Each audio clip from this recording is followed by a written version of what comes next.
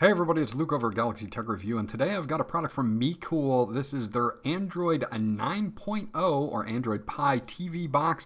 This is capable of 4K HDR. It has a Bluetooth remote with voice. You can pick it up on Amazon at the time of this review for $109.99. I'll have the link to that in the description below. Is this going to be worth your money? Well, we're going to dig into it and we're going to check it out right now.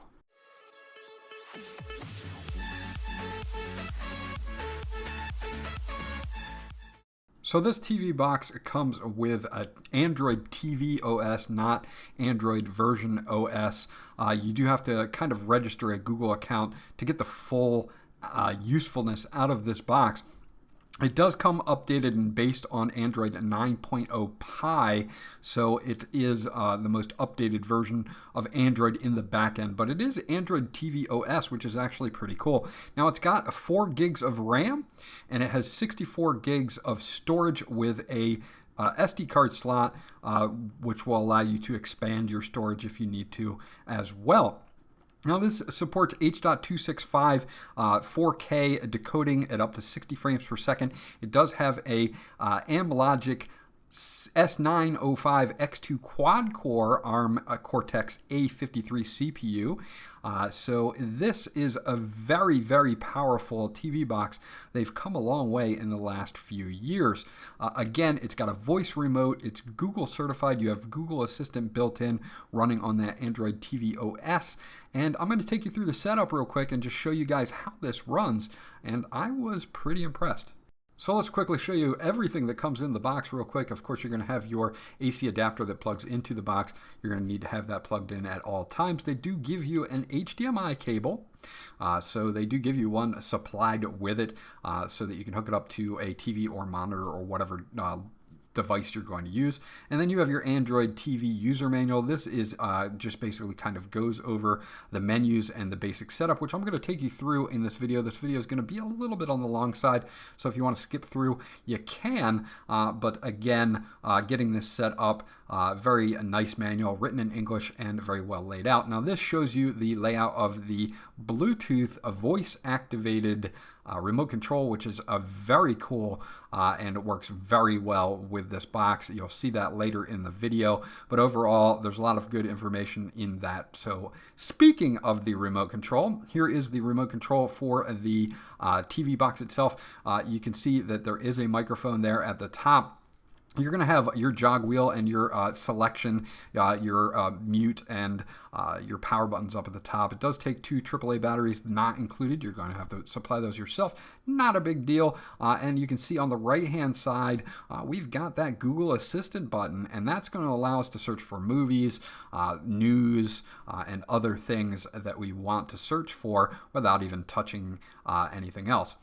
You do have this breathing bar on the front, an LED bar, nice venting on the bottom of the box itself. And then on the side, you're going to have 2 USB ports. There's going to be a USB 2.0 and a USB 3.0 port, and also a micro SD card slot, which you can add extra memory if you want something over the 64 gigs that's already in.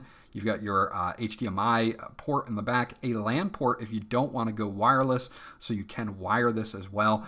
You also have an AV input as well as your power adapter on the back. So let's get that set up on the TV, and I'll be right back. Okay, so once you're set up and you plug it in, it's going to ask you to hold the volume down and the OK button so that you can get the Bluetooth remote hooked up. Now, that's what I'm doing here, and you can see it doesn't take that long to find the remote. It takes about 15 or so seconds here to find the remote and actually link it up to the box, and then you're good to go. So here we are at our welcome screen, and you're going to notice that we have our language selection here like most Android / Google devices have, and we're going to go through just a few things here. And you can quickly set this up with your Android phone, and what it'll do is it'll tell you to go and log in to Android TV / setup, and then punch in the code that it shows you. I skipped that for just a second, and I'm going to manually put in my Wi-Fi information real quick, and then we'll be set up on Wi-Fi. So I'm going to set that up now. Okay, once you have your information in, you're connected successfully to the internet, and then they give you a Google splash screen here explaining that if you sign in with your Google account, obviously you're going to get more out of this by being able to access the Play Store and YouTube and all of the things that are built in to this box. And there's two ways to do it. You can do it via your computer and just go to androidtv.com/setup and put in the number on the box, and it will link your Google account to the Android box, and you'll be good to go. Or you can conversely do this manually, and it'll ask you for your Google ID and password if you want to do it that way. Of course, then you're going to have to agree to Google's terms of service, which you pretty much have to do on any device that you own. It'll ask you if you want location services turned on, yes or no. You can do either one depending on what you feel like, and you can help to improve Android as well by sending them some anonymous data. Again, everything that you normally go through here, you're going to have to agree or disagree to those terms. And you can add apps like Facebook Watch and Freeform TV if you want to. If you don't want to, you don't have to. And then it will take you through the last steps here, just saying that the KM3 is powered by Android TV. And once we get there, again, you can use Google Play to download any app that you would like from the Google Play Store. So that opens up a lot.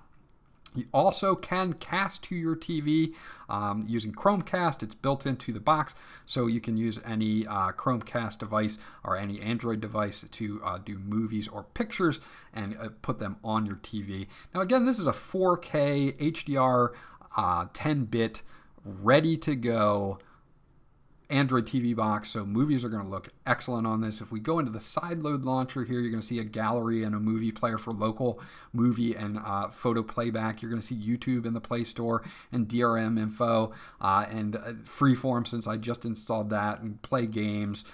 So you've got your games there. You can update as well. You can also check. I don't know why Play Games shows up twice, but it does. May just be a glitch there. But if you want to get an OTA update, you just go to Updates and it'll connect to server and look for it. And if it finds something, it will come back with another screen. I am updated to the newest one. So if we go to apps, again, you can see this is the main screen here. You've got your time at the top.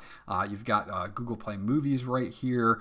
You can actually customize some of this at the bottom. You can see if we go in here, you'll be able to customize some of the channels that you see, Google Play TV and the Play Store, Google Music, and some other channels that are there. But it's mostly going to be centered around Google Play, Google Music, because this is running on Android TV. So there's some customization you can do, but the UI is beautiful. It runs really, really smooth. It's got that 4 gigs of RAM, 64 gigs of storage. So you really have no complaints as far as the snappiness of the box. If we do want to go to Google Movies or Google Play Movies, since I'm logged in, I should be able to check my library and see a few different movies that I might have on this account. And we'll do that right now. We'll check the library here, and you can see they pop up, no problems whatsoever. Happy Gilmore, Elysium, Sherlock Holmes, and we've got a bunch of different options on this account, luckily, so I can play something back like Sherlock Holmes. This is a Game of Shadows, and we'll just play a few seconds of this so that you guys can see. This is over wireless, the 5G, and it just plays perfectly. I don't have any problems with this. Again, if you have 4K digital movies, this is going to work excellent with 4K HDR because it's all capable of doing that. So you're going to be able to see that, and you're going to just really like the quality. Even over Wi-Fi, I found that it didn't have any problems whatsoever. So overall, this is a really, really nice setup here. The Google Assistant is another thing. Again, you can search with your voice. If I click on the Google Assistant button, it takes you through a one-time setup. So we say yes, that we want a Google Assistant to work on this device. And then it'll take you to kind of a YouTube video showing you what the Google Assistant could do. I'm not going to play the whole entire YouTube video because You probably know what Google Assistant is by now, and you don't really need to watch this, but it does look good and it does work well, and we'll show you the voice activation on this in just a second. So I'm going to do this in real time in just a second to show you that we can search for movies, we can search for other things right from the remote, which is awesome. So you just have to push the button and you can ask for things, Sherlock Holmes or whatever you want to use. This is what we'll search for at this point. So let's search for Sherlock Holmes. And it should bring up whatever I have in my library, or at least on the Google Play Store. So if I don't have it in my library, I can go to the Google Play Store and check it out. It shows you the ratings, it shows you everything, it brings it right up. I don't have it. For some reason I have the second movie in mind, but I don't have the first. Don't know why, but it is there and it gives you all the information. Now, if you go back to the actual player, this player that's playing the second movie that we started earlier has some really nice features to it where you can kind of scrub through and get to a pretty close point to wherever you want to in the movie. So it works out really, really well. Like the UI on it works very, very nicely. Now, if I want to search for something on YouTube, I can do that as well. You have YouTube built in. So, of course, we can go to YouTube. I'm logged in as me. So I should be able to go to my channel, although the Android TV version doesn't really bring you right to your channel. It kind of brings you to a splash screen here and then a way to log out. If I want to go to my channel, I can either go and search for my channel, or I can go to the third icon down and then move over. Or, since I really, really like the voice remote on this, I'm just going to search for Galaxy Tech Review with the voice remote. So we ask for Galaxy Tech Review on YouTube, and it should come up, no problems whatsoever. And yes, there it is, my humble channel comes up in the search, so it comes up right away. And then I can go to my channel and I can scroll through anything that I've uploaded, just like anybody else would be seeing it. But in this Android TV format, it's a little bit different than, you say, your phone format or your computer format. But it looks good and it runs really well. You can see I have no problems with the video on this. Plays back very well. Now, this particular TV is only a 1080p TV. It's not a 4K TV, so you're not seeing like the full definition of 4K. But if you have a really nice 4K TV, this is going to work out great just because it supports 4K playback and everything else that goes with it is just excellent. So there you go, guys. That is my review of the Mecool KM3 Android 9 TV box with 4K, 4 gigs of RAM, 64 gigs of ROM. This thing really just kind of packs a punch. It's running on Android TV OS, which works really, really well. Even just a few years ago when we were getting kind of skinned versions of Android, they weren't this smooth. They didn't run this well. Giving this a double thumbs up. It supports H.265, 4K up to 60 frames per second. It's got a strong quad-core ARM Cortex-A53 CPU and just very, very nice overall.